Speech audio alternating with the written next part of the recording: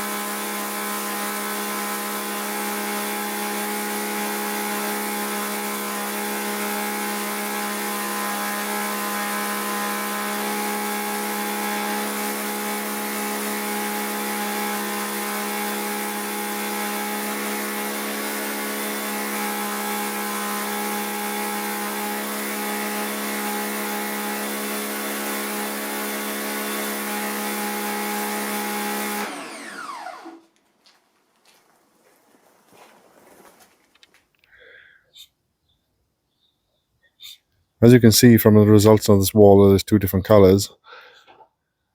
I've left this dry overnight to see if it'd make any difference, and as you can quite clearly see, you can make out pretty much every colour of the stone on that side, while this side is still grubby and disgusting.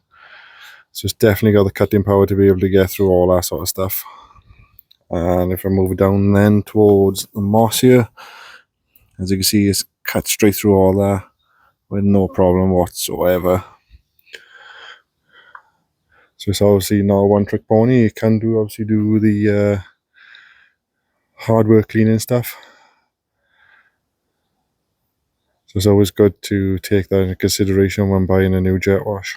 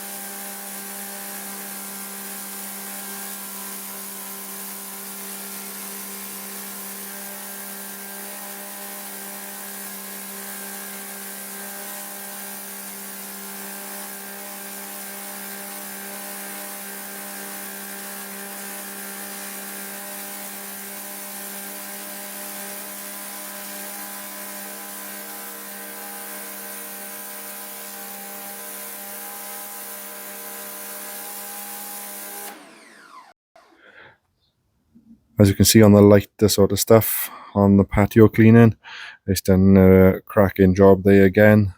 You can see quite clearly the nice clean outlines, the nice clean space here, and obviously the dirty side then. So it's obviously a fantastic machine, and I did it with absolute ease.